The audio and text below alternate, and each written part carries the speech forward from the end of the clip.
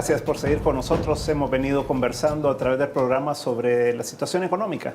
Hemos visto que la situación está bastante difícil y decíamos, Luz María, ¿cuál es la proyección? Entonces, en base a la tendencia que ya tenemos hasta marzo, que conocemos ya bastantes cifras, comenzamos a conocer ya algunas cifras como la de la inflación de abril con 0%, el crecimiento de las remesas familiares que fue positivo en el mes de abril, contrario a lo que traíamos hasta marzo, y lo que nos indicaba Margarita un poco ya de la actividad económica. Entonces, ¿cuál sería la proyección para el resto del año y qué podríamos hacer para revertir la tendencia que traemos, ¿verdad?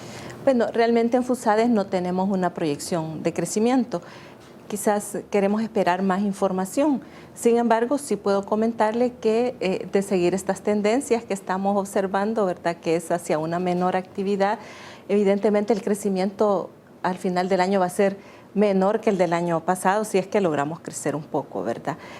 Hay que recordar que estamos en un ambiente preelectoral y en otros periodos similares siempre se genera incertidumbre, entonces como que hay decisiones que se van retardando de inversión particularmente, y este año está incidido por ese elemento.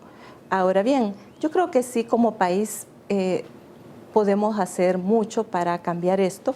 Es bien importante que lográramos acuerdos básicos en temas importantes, por ejemplo, el asocio para el crecimiento. Yo creo que es una iniciativa muy positiva que manda un mensaje favorable a los inversionistas como para que se apoye esta iniciativa y realmente pueda darnos frutos hacia adelante. Otro proyecto importante, el de los asocios públicos privados, que ahora se está debatiendo.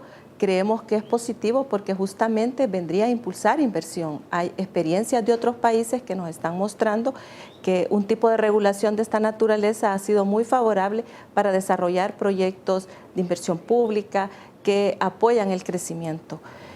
Por otro lado, pues sabemos que el país tiene un déficit en el crecimiento económico, así es que es bien importante generar esas condiciones que necesitan los inversionistas para que realmente podamos ver mayores niveles de inversión, mayor generación de empleo y que la población salvadoreña pues pueda beneficiarse de esto.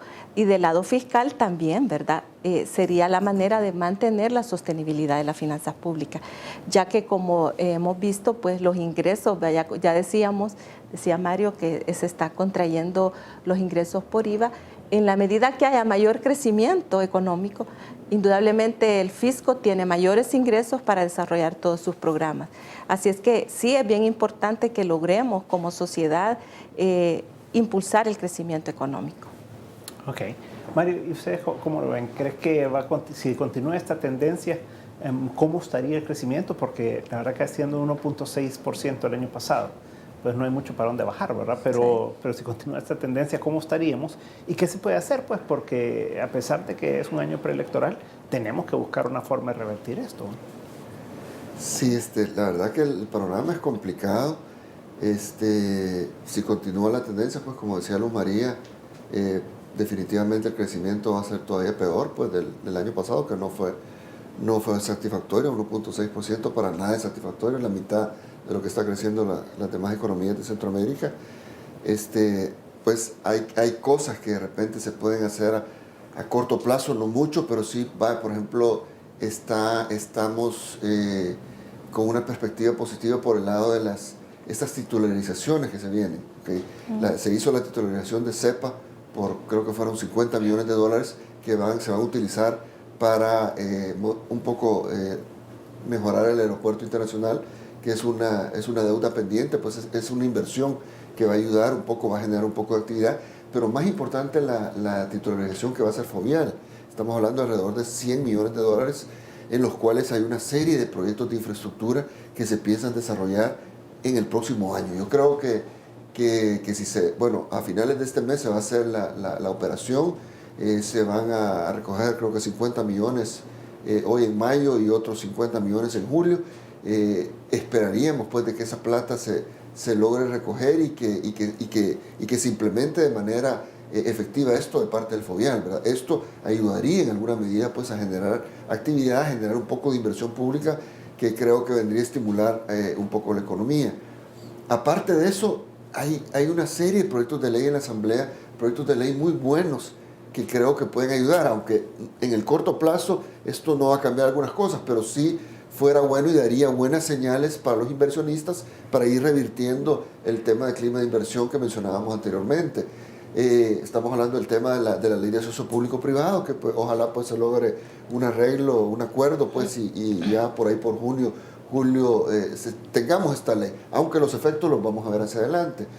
Pero también tenemos ahí el tema de la ley de firma electrónica, que es algo que vendría a ayudar bastante todo el tema de comercio exterior, a facilitar las transacciones comerciales. Tenemos la ley de garantías mobiliarias también, que es una ley que vendría a ayudar a muchas pymes pues, a tener garantías para sus financiamientos. Así que hay unas 3, 4 proyectos de ley en la Asamblea que yo animaría también bastante pues, por ese lado, pues, que la Comisión de Economía, la Comisión de Hacienda y especial del presupuesto pues, le aceleren muchos de estos proyectos. Hay proyectos, por ejemplo, la ley de APP, esa ingresó a la Asamblea en enero del 2012. O sea, ya llevamos más de un año con ese proyecto de ley. Es una pena que ni siquiera lo han empezado a ver. O sea, un proyecto que de hecho ya tenía consenso, salió con un consenso del CES y entra a la Asamblea Legislativa y se queda ahí. O sea, es realmente es algo que es una ley que estamos urgiendo. O sea, ya hablamos que el motor de crecimiento, la inversión, está completamente apagado. La inversión extranjera, el 2012 fue 500 millones de dólares, cuando en la mayoría de países de Centroamérica anduvo arriba de los 1.000 millones, 1.200 millones. Estuvimos menos de la mitad de lo que estuvieron en otros países. La ley de APP vendría a ayudar bastante a atraer inversión extranjera. Y otras leyes, hay una ley de seguridad jurídica para las inversiones que también vendría a dar estabilidad, reglas del juego más claras hacia adelante para nuevas inversiones. Así que es un poco de lo que se puede hacer así, estamos hablando de los próximos 6, 9 meses, estamos en un entorno complicado, vienen las elecciones presidenciales y siempre en un periodo electoral mucha inversión se pone en stand-by. Así que eso sería como lo negativo, ¿verdad? Pero sí, yo creo que el tema de las titularizaciones puede imprimirle algún dinero a la economía que nos puede ayudar a dinamizar un poco la actividad económica. O sea que básicamente si pasamos todas estas leyes, asumamos, y se aprueban, entonces lo que podría haber es como una mejora a mediano plazo, ¿verdad? Porque los proyectos de inversión para que maduren y todo son 2 años, o sea que probablemente no vamos a ver los resultados ya, pero sí estamos apostándole al futuro.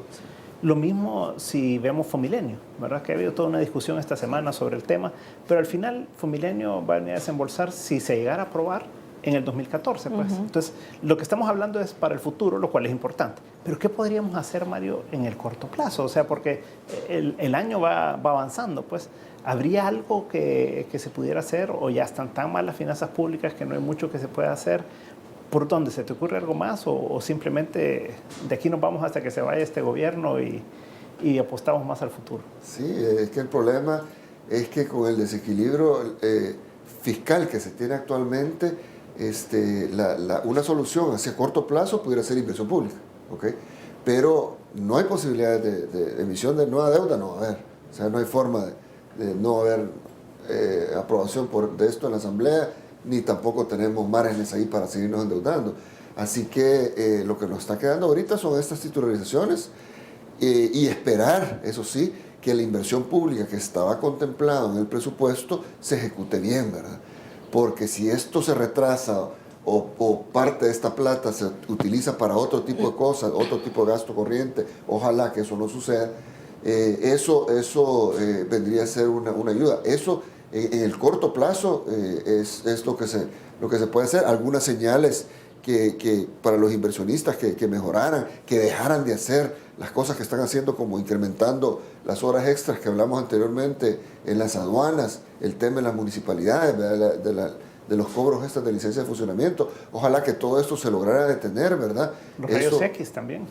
Bueno, ahí está el otro tema también, se me olvidó mencionar, que a partir de octubre vienen los rayos X. Originalmente el proyecto estaba de que el cobro iba a ser por declaración de mercancía, pero últimamente pareciera ser que lo quieren hacer por contenedor, $18 por contenedor, que va a venir a incrementarle los costos a los empresarios en algo que no estaba para nada en el radar. Pues de repente a medio camino cambiaron y ahora están hablando de que quieren cobrar $18 por contenedor en lugar de por declaración de mercancía, donde se podían meter varios contenedores. Y el FONAT también, que puede haber un paro de transporte la próxima semana, de transporte de carga centroamericano. ¿Verdad? Y todo esto viene a complicar el transporte, la logística, los procesos de producción de las empresas. Entonces, de algún modo, buscarle solución a estos problemas que estamos viendo ahorita en esta semana, pues nada menos, en estos 15 días, el tema del FONAT, el tema de este cobro de aduana, el tema de las municipalidades. O sea, ojalá pues se logren lograr acuerdos a estos problemas, ¿verdad? Y que no afecten las finanzas del sector empresarial, que ya de por sí están deterioradas por el tema de la baja actividad económica y la caída en las ventas que se están dando. Ahora, Margarita, ustedes también tienen un indicador de percepción de los consumidores, ¿verdad? Y de los empresarios. A veces es un poco contradictorio ver lo positivo que se da en algunos resultados, ¿verdad? Pero hay esperanza en eso. Sí.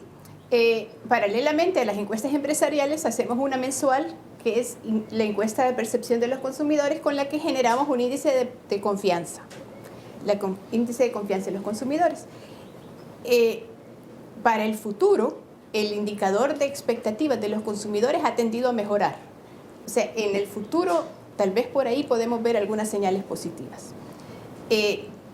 Yo sí veo aspectos positivos que pueden darse en el futuro si nos ponemos todos a trabajar juntos. Por ejemplo, si logramos identificar cuáles son esas trabas de corto plazo que nos pueden facilitar que las empresas hagan su trabajo, se pueden ir resolviendo en el corto plazo. Y en eso está trabajando la iniciativa de la competitividad, que es una iniciativa donde trabajan cerca de 200 personas de diferentes sectores que están trabajando precisamente para identificar esas trabas, que si se logra el acuerdo nacional de que se tienen que quitar esos estorbos, podemos esperar a que den fruto todas estas iniciativas de mediano plazo de las que hablaban. Y como la ley de la APP, de la Sociedad Público-Privado, el FOMilenio.